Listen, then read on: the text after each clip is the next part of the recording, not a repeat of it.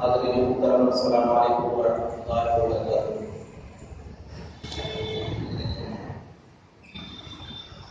الحمدللہ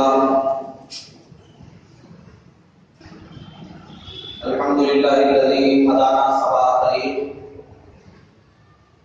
وجعلنا التوفیق خیر الرفیق والصلاة والسلام علی من ارسلہ هدی هو بالاهتداء یقین ونورا به اقتداء یقین۔ قال اللہ تبارک و تعالی فی القرآن المجید والفرقان الحمید۔ اعوذ باللہ من الشیطان الرجیم، بسم اللہ الرحمن الرحیم۔ رضی اللہ عنہم ورضوا عنہ، صدق اللہ مولانا العظیم، وبلغنا رسولہ النبی الامین القدیم الکریم، ونحن علی ذلک لمن الشاہدین والشاکرین، والحمد للہ رب العالمین۔ ان اللہ وملائکتہ یصلون علی النبی یا ایھا الذین آمنوا صلوا علیہ وسلموا تسلیما۔ اللهم صل علی سیدنا وشفیعنا حبیبنا مولانا محمد وآلہ وسلم، صلاۃ و سلام علیک یا رسول اللہ، صلاۃ و سلام علیک یا حبیب اللہ صلی اللہ علیہ وسلم۔ حضرات گرامی، آج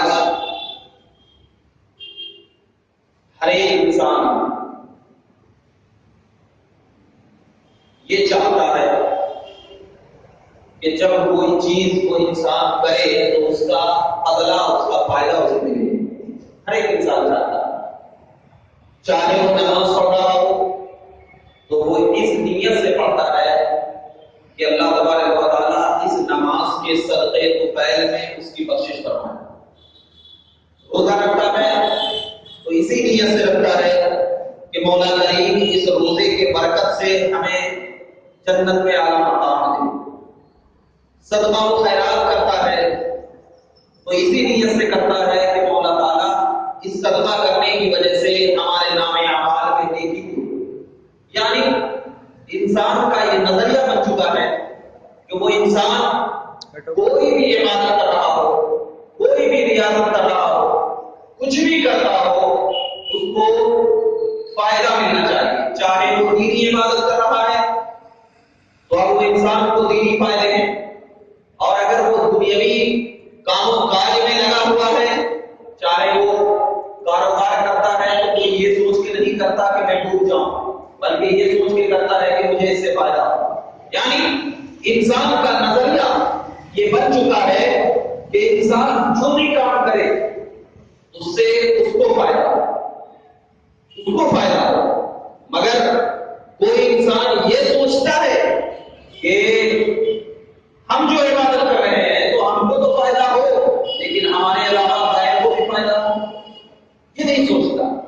کاروبار لے لو، انسان کاروبار کرتا ہے تو کیا یہ سوچ کے کرتا ہے کہ جس طرح مجھے فائدہ ہو رہا ہے اس کا فائدہ غیر کو بھی ہو جائے، اگر کوئی بھوکا ہے تو اس کو بھی اس کی وجہ سے فائدہ ہو جائے، کوئی نہیں سوچتا۔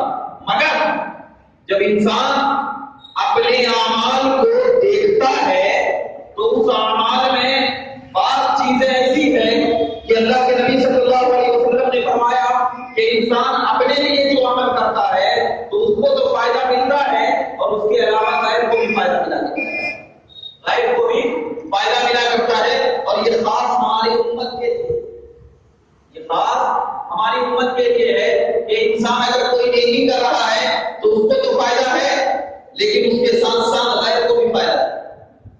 جیسے پہلے زمانے میں ہمارے نبی کریم صلی اللہ علیہ وسلم کے آنے سے پہلے حضرت آدم سے حضرت عیسیٰ تک علیہ السلام جتنے بھی انبیاء کرام آئے اور ان کے امتی جو ہوئے تو ان کا مطلب یہ تھا کہ جو وہ عبادت کرتے صرف ان کو فائدہ ہوگا، جو عبادت کرتے صرف ان کو فائدہ ہوگا۔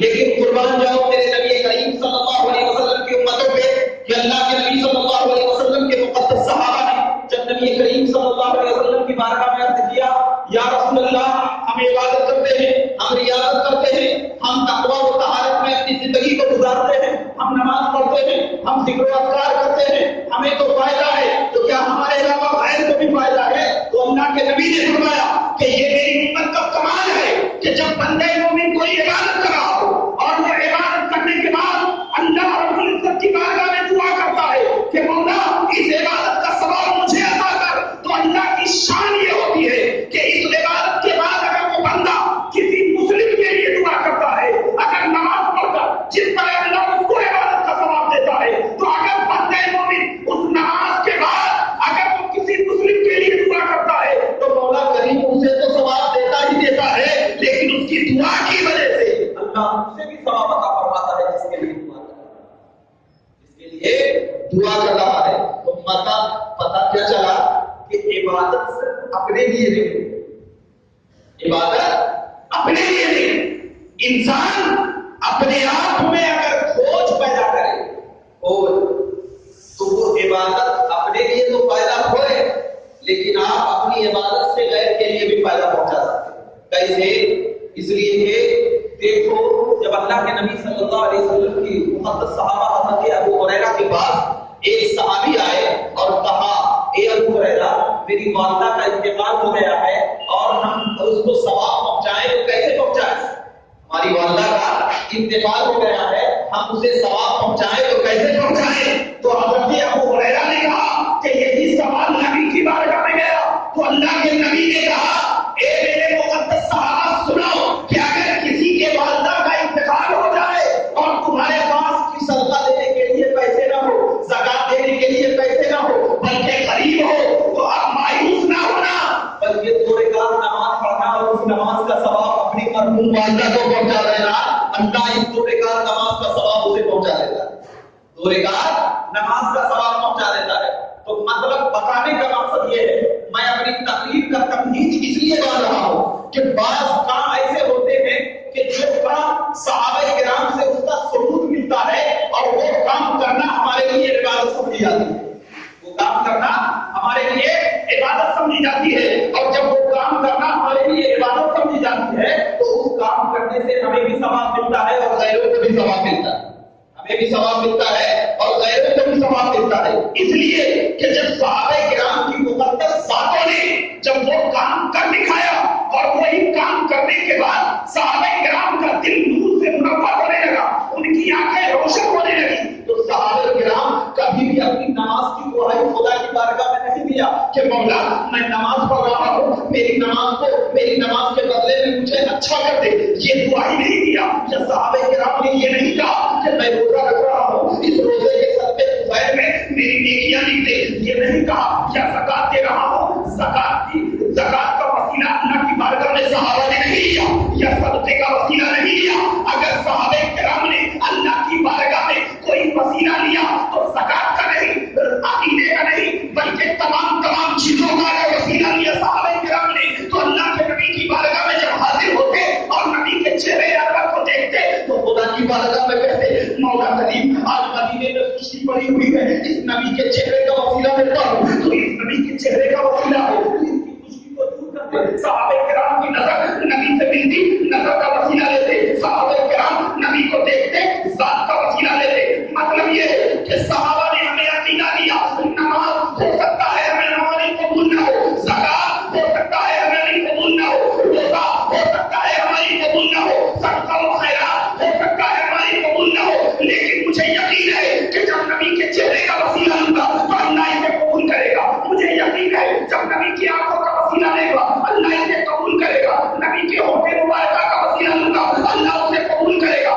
نبی کی ذات کا وسیلہ لوں گا اللہ اسے قبول کرے گا۔ میں پوچھتا ہوں اے صحابہ کرام آپ کو یہ نظریہ کیا قرآن نے دیا ہے؟ اے صحابہ کرام آپ کو یہ نظریہ کیا حدیث نے دیا ہے؟ اور صحابہ کی بات کرے گی ارے محبت کے لیے نہ قرآن دیکھی جاتی ہے نہ حدیث دیکھی جاتی ہے، بلکہ محبت ایک ایسی چیز کا نام ہے جس کی کوئی حد مقرر نہیں ہوتی۔ میں نے نبی کو محبت کی نگاہوں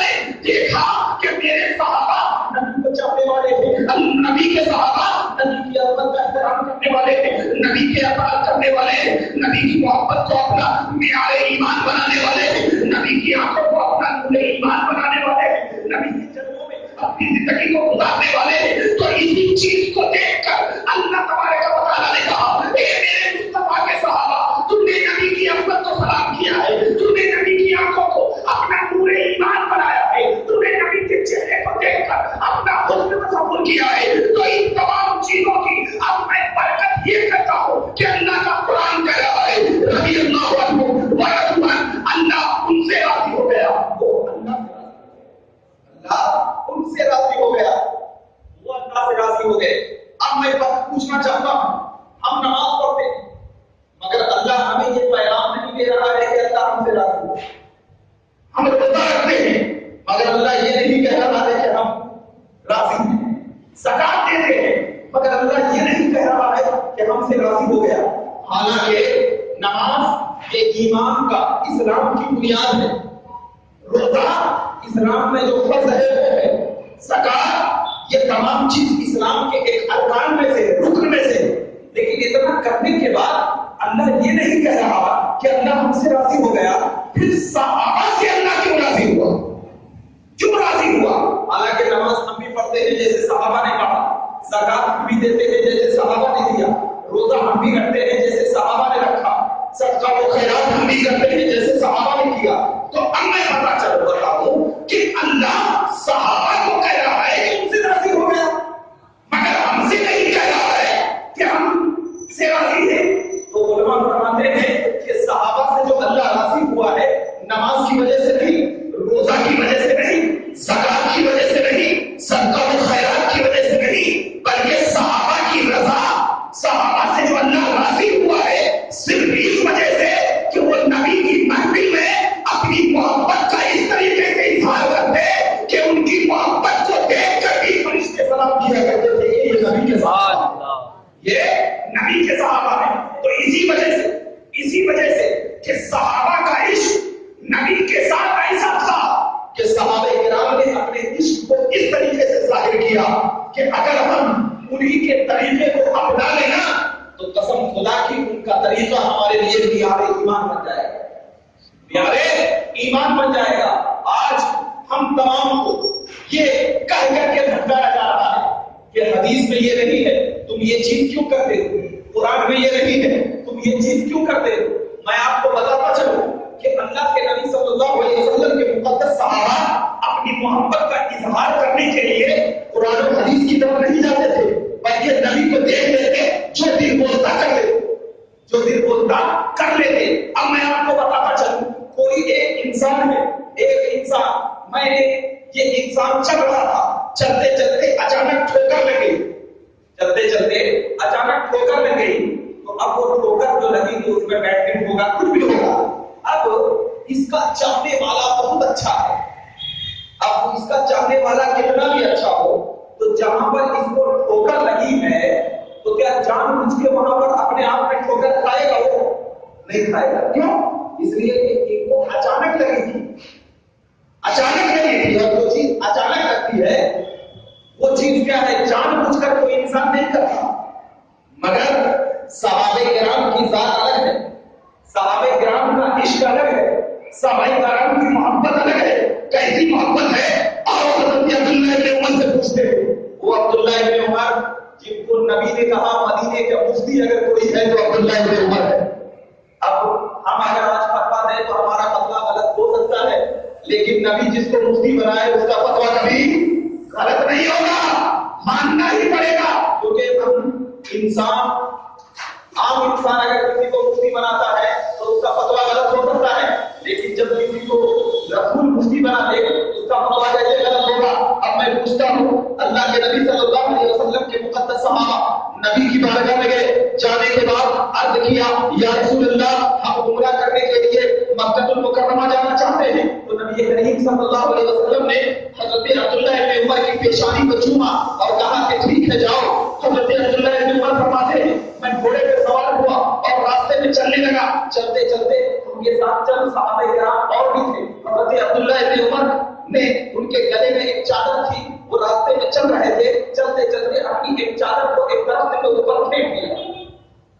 درخت کے اوپر پھینک دیا اور اس کے بعد اس چادر کو ایسے کھینچا تو اس درخت میں کانٹے لگے ہوئے تھے، وہ چادر پھٹ گئی، وہ چادر پھٹ گئی۔ صحابہ نے عرض کیا اے عبداللہ ابن عمر، آپ نے اپنی چادر کو جان بوجھ کر درخت پر پھینک کر کے پھاڑ دیا ہے، درخت پر پھینک کر کے پھاڑ دیا ہے۔ تو حضرت عبداللہ ابن عمر نے کہا کہ مجھے چادر پھٹنے کا کوئی غم نہیں، مجھے چادر پھٹنے کا کوئی غم نہیں ہے۔ سنو، میں نے اس درخت کے اوپر چادر اس لیے پھینکا تھا کہ میں ایک مرتبہ نبی اکرم نور مجسم سید عالم حضور احمد مختار محمد مصطفیٰ صلی اللہ علیہ وسلم کے ساتھ جا رہا تھا کہ اللہ کے نبی صلی اللہ علیہ وسلم اسی درخت کے قریب سے گزر رہے تھے، اسی درخت کے قریب سے گزر رہے تھے۔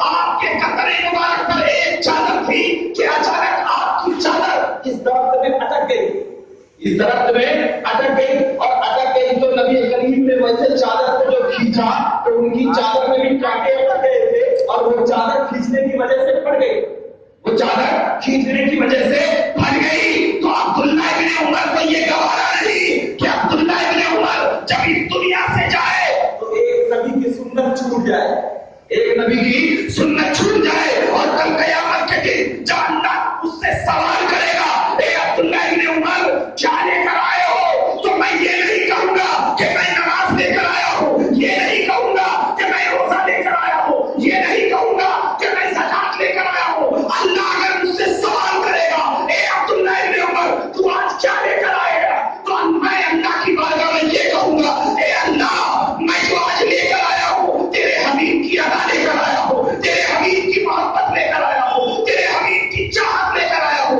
اور مجھے یقین ہے کہ جب میں خدا کی بارگاہ میں اپنے حبیب کی چاہت کا تذکرہ کروں گا تو اللہ اسی چاہت کی وجہ سے مجھے جنت عطا کرے گا۔ پتا کیا چلا مسلمان کہ صحابہ ہمارا معیار ایمان ہے، صحابہ ہمارے پورے نظر کا تارا ہے، صحابہ کوئی عام ہستی نہیں بلکہ صحابہ کی ذات وہ ہے کہ اگر ہم صحابہ کی ذات کو پڑھ لیں تو صحابہ کی ذات سے ہمارا ایمان بن جاتا ہے، ایمان بن جاتا ہے۔ اور آپ کو میں بتاتا چلوں حضرت عبداللہ ابن عمر نے جو یہ ادا اپنائی تھی، بتاؤ کون سے قرآن میں لکھا تھا یہ ادا کرنے؟ کیا نبی نے کہا تھا کہ عبداللہ ابن عمر یہ کرنا، یا نبی نے کہا تھا اے عبداللہ ابن عمر اس درخت پر اپنے کپڑے کو ڈالنا؟ کہا تھا؟ نہیں۔ جب نہیں کہا تھا تو آج جو ہم سے سوال کرتے ہیں کہ تم جو نبی کی محبت میں صلاۃ و سلام پڑھتے ہو یہ کہاں لکھا ہے؟ اگرچہ لکھا ہوا ہے، اگرچہ لکھا ہوا ہے تو میں ان سے کہنا چاہتا ہوں کہ جب محبت انسان کئی کیٹیگری کا ہوتا ہے، انسان کئی کیٹیگری، کوئی اپنا اتنا سا محبت ظاہر کرتا، کوئی اتنا کرتا، کوئی اتنا کرتا، کوئی اتنا کرتا، مگر سب کو محبت کہا جاتا ہے، سب کو محبت کہا جاتا ہے۔ میں ان سے پوچھتا ہوں اتنا سا محبت کرنا کون سی حدیث میں لکھا ہے، یا اتنی سی محبت کرنا کون سی حدیث میں لکھا ہے؟ تو وہ جواب دے گا بھائی محبت کہیں لکھی نہیں جاتی، وہ تو دل سے ظاہر ہوتی ہے، وہ تو دل سے ظاہر ہوتی ہے۔ اور صحابہ کرام کو اللہ تبارک و تعالی نے جو رضاعت کا چادر اڑایا یہ عبادت کی وجہ سے نہیں اڑایا، کیونکہ اگر عبادت کی وجہ سے رضاعت کی چادر اڑی جاتی تو ہم بھی تو عبادت کرتے ہیں، ہم بھی تو ریاضت کرتے ہیں، ہم بھی تو 40 دن چلوں میں بیٹھا کرتے ہیں، ہم بھی تو کشت کیا کرتے ہیں، ہم بھی تو فلاں چیز کیا کرتے ہیں، لیکن اللہ ہم سے نہیں کہہ رہا ہے کہ ہم راضی ہو گئے، نہیں۔ ارے صحابہ کرام کی رضاعت کا مطلب یہ ہے کہ اللہ ان سے راضی ہو گیا، صرف اس وجہ سے راضی ہوا تھا کہ صحابہ کرام نے نبی کی اداؤں کو اپنی ادا بنا لیا تھا، ان صحابہ کرام نے نبی کی محبت کو اپنی محبت ترجیح کیا تھا، ان صحابہ کرام جو بھی عمل کیا کرتے تھے نبی کے عشق میں کیا کرتے تھے، نبی کی محبت میں کیا کرتے تھے۔ اسی وجہ سے جب صحابہ کرام نے اپنی محبت کا اظہار نبی کے سامنے کیا تو اللہ تبارک و تعالیٰ کے نبی نے کہا تھا کہ اگر میرے بعد کسی کا مقام و مرتبہ ہوگا تو ابو بکر صدیق کا ہوگا، اس کے بعد ہوگا تو حضرت عمر کا ہوگا۔ میں سمجھ نہیں پایا کہ یہ مقام آخر مل رہا تو کیسے مل رہا ہے، تو میں بتانا چاہتا ہوں کہ یہ مقام جو ملا ہے وہ صرف نبی کی عظمت کا احترام کرنے سے ملا ہے، یہ جو مقام ملا ہے یہ نبی کی محبت کو اپنے سینوں میں بسانے سے ملا ہے۔ تو مسلمانوں آج بھی اگر وہ مقام چاہتے ہو تو تمہیں وہ مقام عبادت و ریاضت سے نہیں مل سکتا، تمہیں وہ مقام ملے گا، کیونکہ جب محبت تمہارے سینوں میں غالب آ جائے گی تو وہی محبت جب اچھلتی چلی جائے گی تو اسی محبت کا نام تمہارے اندر ایمان کی روشنی کر جائے گا، اور جب وہ محبت تمہارے اندر ایمان کی روشنی آئے گی تو اس محبت کو اظہار کرنے میں نہ تمہیں کوئی دلیل کی ضرورت پڑے گی نہ کوئی حدیث کی ضرورت پڑے گی۔ کیوں؟ اب دیکھو ہم جو وضو کرتے ہیں تو چاہے ہماری جماعت کے مفتی ہو یا کسی اور جماعت کے مفتی ہو، وضو کا جو ہاتھ دھو کر جو پانی نیچے گرتا ہے وہ پانی مائع مستعمل کہلاتا ہے۔ مائع مستعمل کا مطلب وہ پانی ناپاک ہے، اس سے کوئی چیز پاک نہیں کر سکتی۔ اگر وہ پانی ہمارے کپڑے میں اور حصہ لگ گیا تو آپ کو کپڑے کو دھونا ضروری ہے، کیونکہ وہ پانی ناپاک ہے، وضو کا بچا ہوا پانی، یعنی وہ ہاتھ سے جو ٹپکتا ہے وہ مائع مستعمل ہے، اس پانی سے پرہیز کرنا چاہیے۔ اگر ہمارے کپڑے پہ یا کسی چیز میں بھی لگ گیا تو وہ پانی ناپاک ہے، ہم اس کو پی نہیں سکتے، ہم اس کو استعمال نہیں کر سکتے، ہم وہ پانی بیکار ہے، ہم استعمال نہیں کر سکتا۔ یہ تو عام ہے، عام مسئلہ ہے۔ مگر حضرت انس بن مالک رضی اللہ تعالیٰ عنہ سے پوچھتے ہیں، اے انس بن مالک ذرا آپ بتائیے کہ کیا حال ہے؟ تو حضرت انس بن مالک کہیں گے، بخاری شریف کی حدیث میں بابو غزوہ حدیبیہ جا کر دیکھ لیں، حدیث مشہور ہے۔ یہ حدیث نہیں بتاتے ہیں دوسرے کو، وجہ کیا ہے؟ اس لیے کہ اس حدیث میں نبی کی عظمت حضرت انس کہتے ہیں کہ نبی کریم نے وضو کے لیے پانی بنایا، صحابہ کرام وضو کر رہے، نبی کریم وضو کر رہے تھے اور صحابہ کرام میں لڑائی ہونے لگی۔ کیسی لڑائی؟ یہ ہماری طرح نہیں، ایسی لڑائی ہونے لگی کہ وہ صحابہ چاہ رہے تھے کہ ہم نبی کا پانی لیں، ہم نبی کا پانی لیں۔ ایک قطرہ زمین پہ گرنے نہیں دیا۔ حضرت انس کہتے ہیں مجھے تھوڑا سا ملا تو میں نے اپنی آنکھوں کو لگایا اور سر میں لگا دیا، اس لیے سے کہ یہ پانی اگر میں آنکھوں میں لگا دوں گا تو اللہ میری آنکھوں میں کبھی بیماری نہیں ڈالے گا۔ عقیدہ دیکھو صحابہ، عقیدہ دیکھو۔ آج ہماری آنکھوں میں اگر تکلیف ہوتی ہے تو ہم میڈیکل میں جا کر کے ٹیوب لاتے ہیں، لگاتے ہیں، آنکھوں میں پانی ڈالتے ہیں ٹھنڈک پہنچ جائے، لیکن صحابہ کا عقیدہ یہ ہے کہ یہ طبیبوں کا طبیب ہے، ان کے ہاتھ کا بچا ہوا پانی بھی اگر ہماری آنکھوں میں پڑ جائے تو وہ آنکھ روشن۔ اب ذرا بتاؤ کہ نبی کریم صلی اللہ علیہ وسلم کے ہاتھوں سے، چہرے سے، زبان سے، ناک سے، پیروں سے، سر سے جو پانی گر رہا ہے وہ تو مائع مستعمل ہوگا، وہ کیا عام مسئلہ ہے؟ عام مسئلہ ہے، اس پانی کا استعمال جائز نہیں، وہ پانی ناپاک۔ مگر صحابہ کرام نے اس پانی کے بارے میں کہا کہ جن لوگوں کو میسر ہوا انہوں نے پیا، جن کو ہوا انہوں نے چہرے کو لگایا، کوئی سر کو لگایا، کوئی ناکوں میں ڈالا۔ میں پوچھتا ہوں اے صحابہ کرام، آپ کی عظمت پر تمام اہل سنت کا مسلمان قربان، کیا آپ کو یہ نہیں معلوم تھا کہ یہ مائع مستعمل ہے؟ کیا یہ نہیں معلوم تھا کہ یہ ناپاک ہے؟ پھر آپ نے ناپاک پانی کیوں پیا؟ تو صحابہ کرام کی ہستی کہے گی، اے نادانو، تو عام لوگوں کی طرح میرے نبی کو سمجھتا ہے؟ ارے میرا نبی تو وہ ہے کہ جس پانی کو میرے نبی چھو جائے، ارے مائع مستعمل کو دور کی بات، ارے وہ پانی آب زمزم سے بھی زیادہ متبرک ہوا کرتا ہے۔ کیوں؟ اس لیے کہ آب زمزم کو جب ایک فرشتے نے ٹھوکر ماری تھی تو اللہ نے عظمت کے دیا تھا، یہ پانی تو میرے مصطفیٰ کے ہاتھوں سے لگا ہے، یہ پانی تو میرے مصطفیٰ کے چہروں سے لگا ہے۔ ارے اس پانی کو آپ نہ سمجھنا، یہ پانی تو وہ ہے کہ اس پانی میں شفا ہے، وہ پانی تو وہ ہے کہ اس پانی میں عظمت ہے۔ تو آپ ذرا بتاؤ، کیا نبی کریم نے کہا تھا کہ میرے صحابہ کہ اس پانی کو تم پینا، میرے صحابہ اس پانی کو آنکھوں سے لگانا؟ کیا نبی نے کہا تھا؟ نہیں نہیں۔ کیا اس کرنے کو کیا قرآن نے حکم دیا تھا؟ نہیں نہیں۔ تو آپ بتاتا چلو کہ جب قرآن نے نہیں کہا، کیا نبی نے نہیں کہا، تو پھر صحابہ کرام نے کیوں کیا؟ تو اب جواب یہی ملے گا کہ صحابہ کرام نے اس لیے کیا کہ اس سے نبی کی عظمت ظاہر ہو رہی ہے، اس سے نبی کی محبت ظاہر ہو رہی ہے۔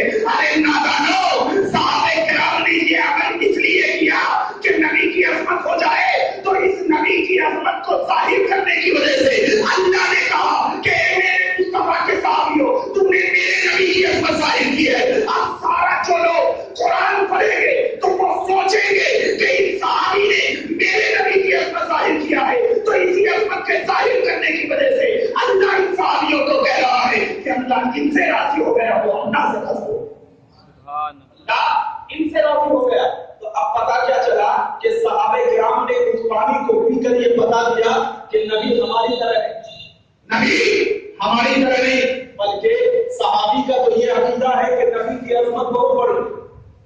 نبی کی عظمت بہت بڑی. تو جب اب نبی ہماری طرح نہیں ہے تو کوئی اگر تبلیغی جماعت ہو یا کوئی اور جماعت ہو، اگر اپنی کتاب میں وہ لکھ رہا ہے کہ نبی ہمارے بڑے بھائی ہیں، تو بتاؤ ان کی بات مانو گے یا صحابہ کی بات مانو گے؟ صحابہ کی بات مانو گے نا. ایک تو یہ. دوسری بات یہ ہے کہ کتابیں بھری پڑی ہے گستاخیوں. آپ میرے پاس آ کے توحید سینٹر میں اس کتاب کا مطالعہ کر سکتے ہیں. سب کتابیں ہیں میرے پاس. گستاخی تو سب سے پہلا معیار یہ بنا کہ آپ لاکھ عبادت کر لو، لاکھ اپنے سجدے کو اللہ کی بارگاہ میں جھکا لو، لاکھ پیشانی میں بڑے بڑے کٹھے لگا دو، مگر وہ عبادت تمہارے منہ پہ مار دی جائے گی جب تک کہ تم صحابی کی طرح نبی کو نہ مان لو. صحابی کی طرح نبی کو نہ مان لو. تو اس لیے کہ صحابی وہ ہے جو نبی کے چہرے کو دیکھے آنکھوں سے، اور نبی کو دیکھتے دیکھتے لا الہ الا اللہ محمد رسول اللہ.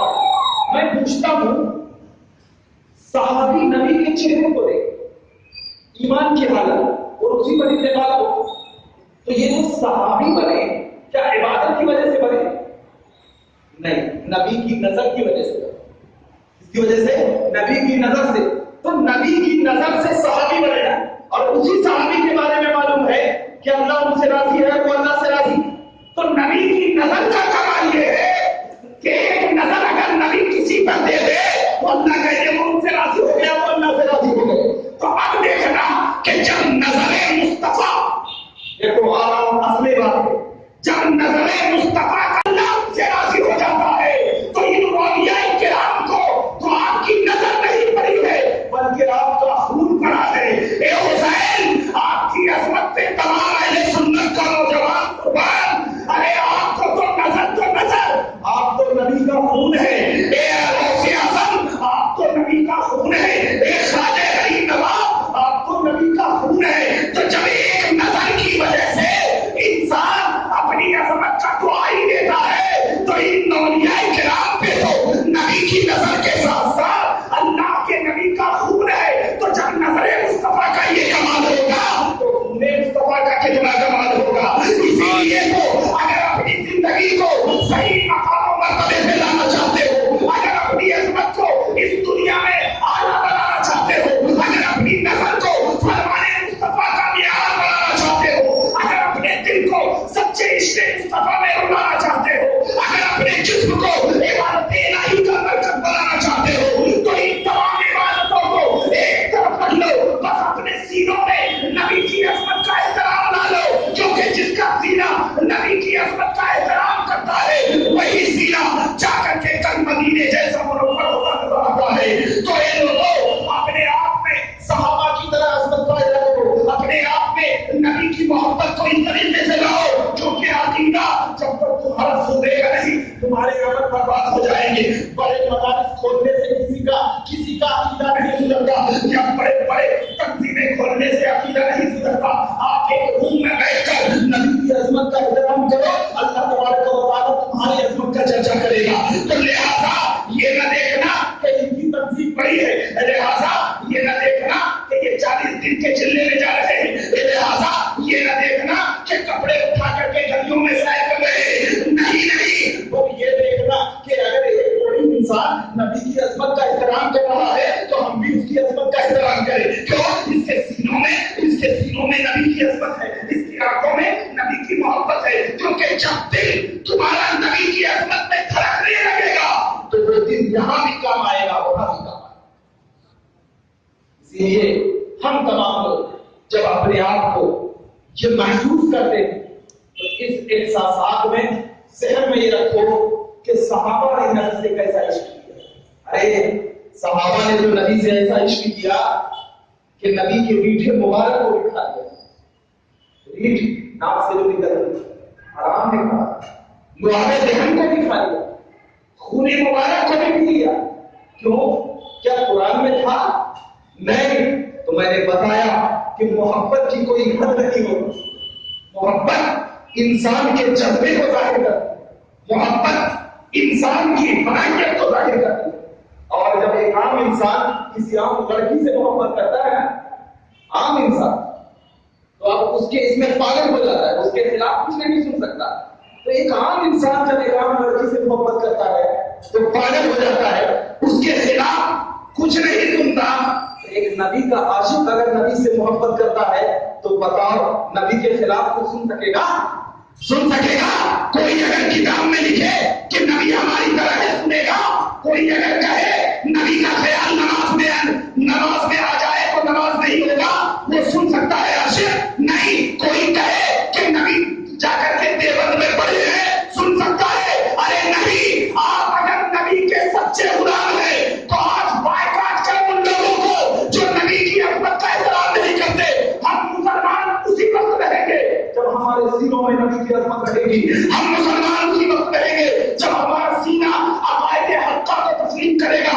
ہم مسلمان اسی وقت رہیں گے جب ہماری مسجدیں اہل سنت کی اذانوں سے گونجے گی. ہم مسلمان اسی وقت رہیں گے جب ہماری مسجدوں میں اہل سنت کا امام رہے گا.